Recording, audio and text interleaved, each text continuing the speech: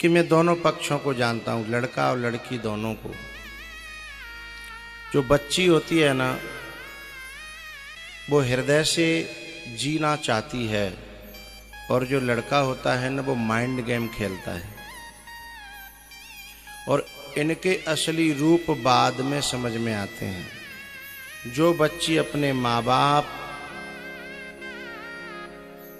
बाप को भी गिनती नहीं है जिस लड़के के लिए, लेकिन वो अभी पहचानना जानती नहीं है, क्योंकि वो दिल से जी रही है।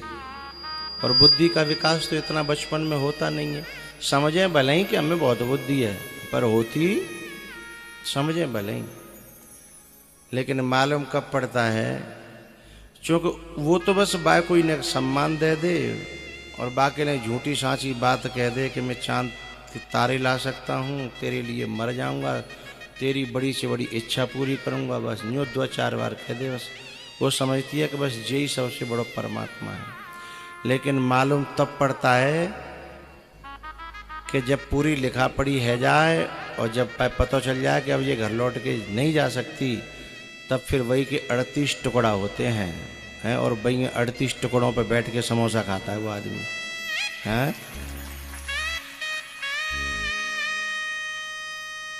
लेकिन माँ बाप तो बेचारे न समाज के लायक रहते हैं, न घर में ही मन लगता है, क्योंकि बच्ची कलेजे का टुकड़ा होती है।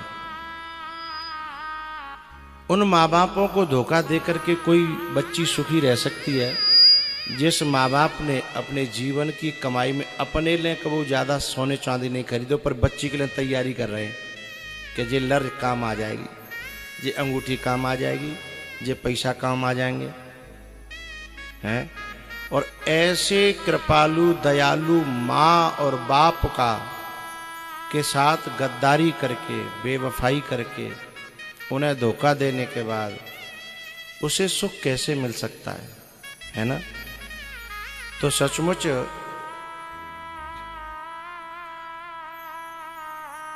ये जो कन्यादान होता है ना, तो बाप पांव पूजता है बच्ची के, माँ पांव पूजती है।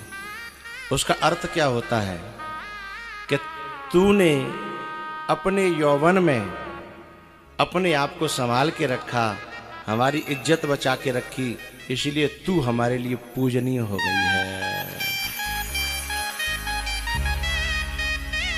वो पूजन के योग्य नहीं होती हैं जिन्होंने अपनी मनमानी करी है जबरदस्ती माँ बाप बुला ले कि राजी तो करोगे तो राजी, तो नहीं तो कोर्ट है। फिर वो पूजवे लायक नहीं है, हैं? वो तो माँ बाप की किड़रामन है।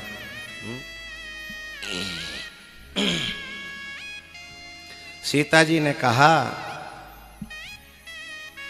अच्छा एक बात और, बच्ची ये कहती है कि जब माँ बाप मेरे सुख को नहीं देख रहे हैं तो मैं माँ बाप के सुख को कैसे देखूं। कोई बच्ची ऐसे कहती है, अरे माँ बाप तेरे ही सुख के लिए मर रहे हैं, लेकिन वो बात तेरी समझ में अभी आ नहीं रही है, और जब समझ में आएगी फिर तू किसी लायक रह नहीं जाएगी।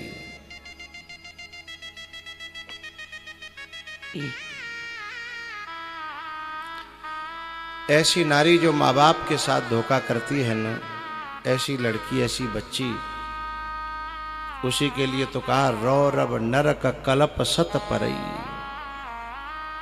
100 सत माने 100 कल्प तक उसे नरक में रहना।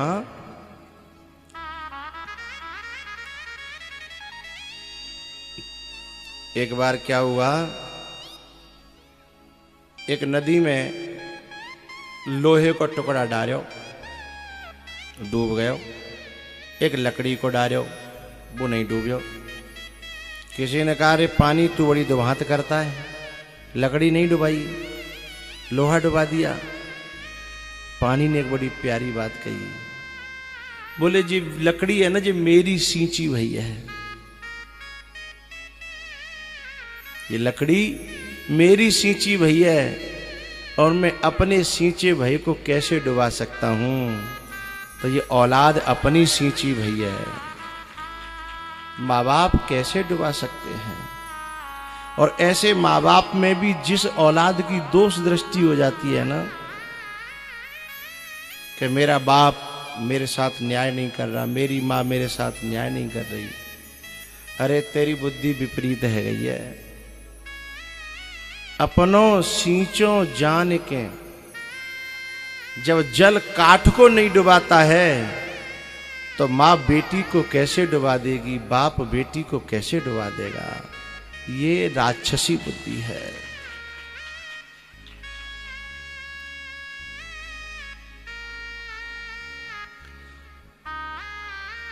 अब तो एक नई परंपरा चल गई है, हर लड़का लड़की को एक बात समझाता है जब फंसाने के उसमें रहता है मूड में, अरे सब 1 साल के माँ बाप हैं, साल 2 साल का सब अपने आप रह जाएंगे।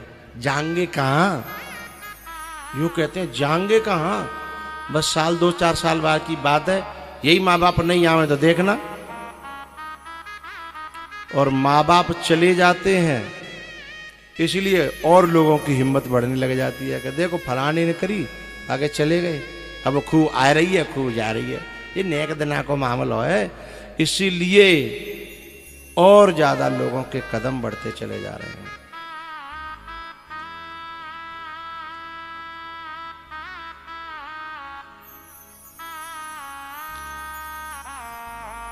एक लड़की ऐसे ही एक लड़के को उसमें फंस गई, कागज में कोर्ट में जाके शादी भी कर ली, लेकिन लड़के ने बाद में अपना रंग दिखाया। लेकिन अब क्या करे, इस पे एक पिक्चर भी बनी है, उसका नाम तो मुझे याद नहीं है, मुझे बहुत अच्छी लगी वो विदेश में जो है ना, परदेश में से लौट कर, और वो ओरिजिनल घटना है, उसके ऊपर बनी है वो। कोई जानता हो तो बताए। अच्छा अब लौट चलें। हाँ हाँ हाँ, तुम तो गुप्ता जी हो, अग्रवाल साहब, अच्छा अच्छा, देखो पहचान लिया हमने। हाँ चलो तो आप लौट चलें। हाँ ओरिजिनल घटना है, लेकिन मैं उससे मिलती जुलती एक बात बता रहा हूं आपको। अब वो जो जब लड़के का व्यवहार मालूम पड़ा, पहले तो वो इतना सात्विक बनता था, गुटखा तक नहीं खाता था, अरे साहब पान भी नहीं खाता, इतना सुंदर। लेकिन जब कागज में पढ़ा लिखा पढ़ी है गई, जब पता चला सो काली पन्नी में और लेकर के आया हड्डियों सहित लिपटा हुआ। बोले ये बना, हाय राम, लड़की के तो कानों में से धुआं निकल गया। बोले ये क्या, बोले मैं खाता पीता हूं, लेकिन तुझे अच्छा नहीं लगता था इसलिए इतने दिन तक मैंने छोड़ रखा था, लेकिन अब पीछे लौटने की तो रही नहीं। क्योंकि माँ बाप से तो माँ बाप ने रोका टोकी करी दीवाने की, मैं तुम्हारी देहरी पे आऊंगी नहीं, पीछे लौटने की रही नहीं। लेकिन माँ बाप को 1.5 साल 2 साल बाद ऐसा पता लगा कि लड़की बहुत दुखी है और वहां ऐसे ऐसे फंस गई है, तो उसका बाप ढूंढता ढूंढता गया। अच्छा जब उन्होंने शादी की तो आपस में सौगंध खाई थी, उसने भी कहा था कि मैं भी अपने बाप के यहाँ नहीं जाऊंगा, क्योंकि उसका बाप भी राजी नहीं था, इसका बाप भी राजी नहीं था। दोनों ने कहा कि हम अपने अपने माँ बाप के यहाँ नहीं जाएंगे। लड़के का बाप आया, उसने किवाड़ नहीं खोली, खटखटा के चला गया। लेकिन जब लड़की का बाप आया और खटखटाया और कहा कि मैं तेरा बाप हूं, चल जो कुछ हुआ सो हुआ, मैं लेने आया हूं, तो वो उठ के चलने लगी। सो लड़के ने कहा, बोले हमारी तुम्हारी कुछ शर्तें तय हुई थी, हम लौट के नहीं जाएंगे। तो उस लड़की ने कहा कि तय तो हुआ था, लेकिन तय तो ये भी हुआ था कि तुम कुछ गलत खान पान नहीं करोगे। मैं घर में तो नहीं लाने देती, लेकिन बाहर तुम खा के पी के आते हो। क्या पहले जो तय हुआ था वो सब तुम निभा रहे हो क्या? मेरा बाप आया है, अब एक गलती तो मैं कर चुकी, लेकिन अब मैं दरबार से लौटा करके, दरवाजे से लौटा करके दूसरी गलती नहीं करना चाहती। किवाड़ खुली और रोते हुए बाप की आंखों में जब आंसू देख के बेटी ने गले से लिपट के रोई। बाप ने भी कहा, बेटा इसी दिन का हमें डर था, हम तेरे दुश्मन नहीं थे, लेकिन अब तुझे और कोई लेगा भी नहीं और यहां तुझे जीवन बिताना पड़ेगा।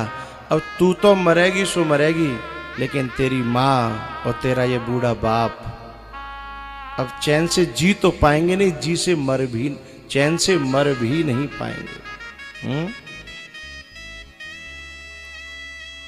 एक बात बताऊं, जो बच्चियां सात्विक आहार करती हैं, सात्विक जीवन जीती हैं, उन्हें बचाने के लिए परमात्मा आ जाता है। उन्हें बचाने के लिए परमात्मा आ जाता है। एक बच्ची थी ग्वालियर की, ग्वालियर के देहात में, गांव में, मैं गांव का नाम नहीं बताऊंगा। तो ऐसे ही वो पढ़ने जाती थी, कॉलेज कर रही थी। एक लड़का जो है उसके बहुत पीछे पड़ा था और वो फिसल भी गई थी उसकी बातों में। लेकिन एक तरफ द्वंद्व चल रहा था, एक तरफ माँ बाप की नाक है और एक तरफ ये है। तो उसके गांव में एक नट आया और जो नटनी थी ना, वो रस्से पे चल करके दिखा रही थी, ऐसे बांस लेके चलते हैं ना रस्से पे। तो आधे रस्से पर चल करके वो पहुंच गई थी और उस डिसबैलेंस होने लगी। पूरा गांव वो देख रहा था तमाशा। वो जो लड़की थी वो अपनी छत से वो तमाशा देख रही थी। नट नाच रहा था, ढोलक बजा रहा था, वो नगाड़ा सा, और वो कुछ बीच बीच में गा रहा था। उसने एक पंक्ति गाई कि बहुत गई थोड़ी रही और थोड़ी बीती जा।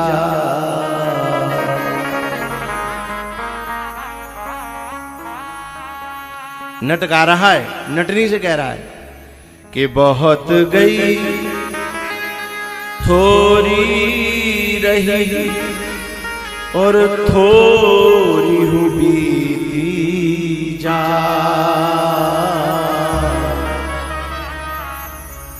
ताल भंग मत होइयो नहीं कुले दाग लग जा।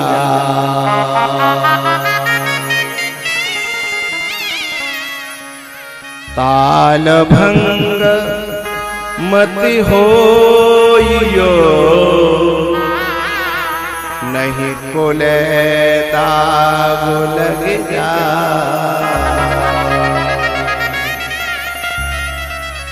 वो तो अपनी नटनी से कह रहा था, लेकिन छत पर जो बच्ची थी ना, अपने माँ बाप के रग को खूनों में बहते हुए जब उसने देखा, उसने कहा कि लगता है ये नट नहीं है, ये परमात्मा है जो मुझसे कहने आया है कि बहुत गई थोड़ी रही। मैं 20 साल की हो गई हूं, शायद साल एक आध में, साल 6 महीना में, 2 साल में मेरे माँ बाप जरूर मेरी शादी कर देंगे, फिर मेरा पीछा अपने आप छूट जाएगा ऐसे लोगों से। मैं ये कहना चाहता हूं, जो भगवान के समर्पित रहते हैं, जो बच्चियां अच्छे स्वभाव वाली होती हैं, भगवान की पूजा पाठ करती हैं, उन्हें किसी न किसी रूप में आकर के परमात्मा बचाता है। नट बन करके आ गया कि ताल भंग मत होइयो नहीं कुले दाग लग जा।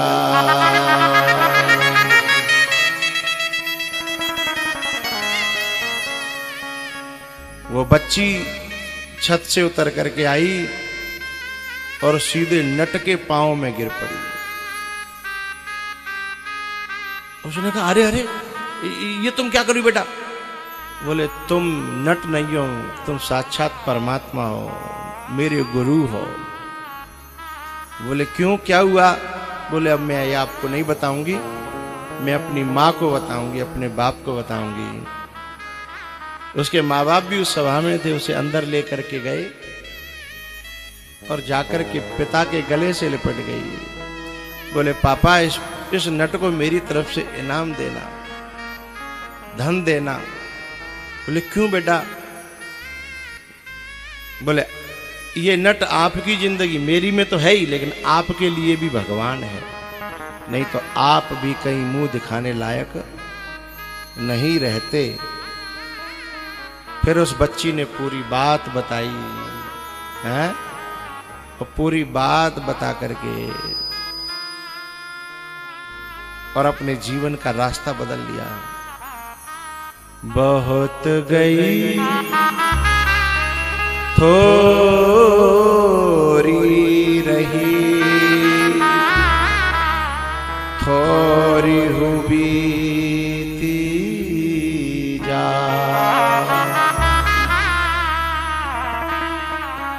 ताल भंग मति होइयो,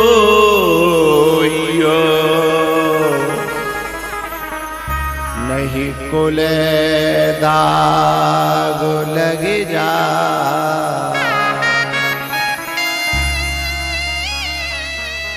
यहाँ पर बैठी हुई उन बच्चियों को मैं हृदय से प्रणाम करता हूँ, जिन्होंने ऐसे ही किसी मोड़ पे आकर के अपने माँ बाप को महत्व दिया है, दुनिया को नहीं, भोगों को नहीं, है वासनाओं को नहीं, अपने माँ बाप को और भक्ति को ज्यादा महत्व दिया है। उनको मैं नमन करता हूँ। वो बच्ची प्रणम्य है, सराहनीय है। उनका तप, उनका ये तप है बहुत बड़ा। वही बात सीता जी ने कही, पिताजी मैं आपकी बेटी हूं, कभी शिकायत नहीं आएगी। बड़ी से बड़ी विपदा आ जाए, हैंडल करूंगी, वहीं जीऊंगी, वहीं मरूंगी, आप तक कोई शिकायत नहीं आएगी और खुश रहूंगी। ऐसा नहीं दुखी होकर के काटूं। तो सचमुच में सीता जी ने करके दिखाया। इतना बड़ा देश निकाला हुआ, 1 रुपया नहीं दिया गया हिस्से में से, है? इससे बुरा और क्या हो सकता है? लेकिन कोई शिकायत आई है? एक शिकायत नहीं आई। अब मैं उनसे बात कहना चाहता हूं, जो ऐसे परिवार हैं, जो लड़के हैं, जो अपनी मनसा पूर्ति के लिए किसी भी हद तक गुजरने को तैयार रहते हैं, उनसे मेरी प्रार्थना है, तुम अपने स्वार्थ को पूरा करने के लिए किसी खानदान को बर्बाद करने पर उतर रहे हो, तो परमात्मा और धर्म सिद्धांत तुम्हें कभी क्षमा नहीं करेगा। किसी की बेटी को तुमने गलत रास्ते पर खींच लिया, किसी की बेटी को तुमने अपने घर में बहू बना करके ले आए और बाद में फिर यातना देने लगे, तो तुम केवल उस लड़की को दुखी नहीं कर रहे हो, उसके बाप को, जो बेचारा असहाय है, क्योंकि दामाद से तो लड़ भी नहीं सकता। ऐसा पेचीदा रिश्ता है ये कि और कोई होए तो गर्दन तोड़ देगा वो, लेकिन मारे तो मरेगो और मरेगो तो मरेगो। तो ऐसे असहाय बाप को जो सताता है, उसे इसी जन्म में नरक भुगतना पड़ता है। बाद की बात तो अलग है। वो बेटी को दुखी नहीं कर रहे, उसके साथ साथ उसका बाप, उसकी माँ, उसका भैया है। और माँ तो बेचारी बार बार जब मेहमान आता है ना तो पाँव छीएगी, पोटेगी, प्यार करेगी। आदमी तो थोड़ी वैसे थोड़ा प्यार हुआ है, वो ये चाहती है कि नहीं जी खुश रहे तो मेरी बच्ची को ध्यान रखे तो मेरा जीवन सुगंध कट जाए, क्योंकि माँ की आत्मा बसती है बेटी में। जैसे तुमने एक कथा सुनी होगी कि फलाने आदमी की जान जो उसकी तोते में रहती थी ना, ऐसे ही बेटी में माँ और बाप की प्राण रहते हैं। जब उसे खरोंच आती है ना और बेटी की आंखों में आंसू देख ले बाप, तो मरता नहीं है, सारे कर्म हो जाते हैं, लेकिन उसे गुस्सा पीना पड़ता है, क्योंकि मारे तो मर्यो और मरे तो मर्यो। तो मेरी प्रार्थना है भैया, एक पंक्ति है ना, दुख में कटे या सुख में बसर हो, जीना तो हर हाल में होगा, जहर हो या अमृत का प्याला, पीना तो हर हाल में होगा। तो लड़के को भी इस प्रकार से अपना जीवन यापन करना चाहिए कि कोई अपराध न बने। तो ऐसे बच्चों को भी मैं हृदय से साधुवाद देता हूँ, धन्यवाद देता हूँ कि जो इस बात का ख्याल रखते हैं कि इसको सताने के बाद इसके सताना इसके माँ बाप को ही सताना है, इसलिए अपने जीवन को उसके साथ तालमेल बिठाता है।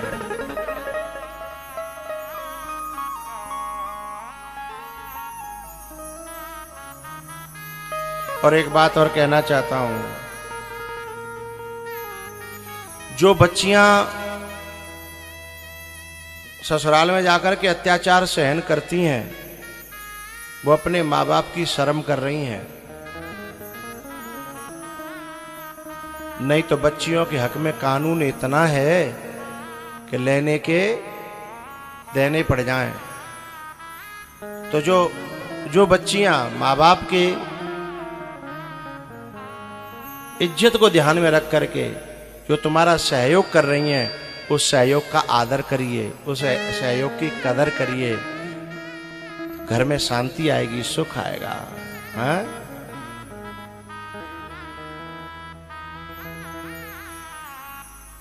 सीता जी ने कहा, पिताजी मैं आपकी बच्ची हूं,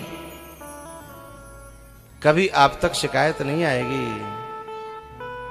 और सीता जी की मैया ने तो पिय हिय की सिय जान निहारी, ये करके दिखाया केवट के घाट पे। यही तो कहा था सुनैना ने, क्या सासु ससुर गुरु सेवा करे हो, पति रुख लखे आयसु अनुसरे हो, पति रुख लखे आयसु अनुसरे हो, सास ससुर गुरु सेवा करे हो।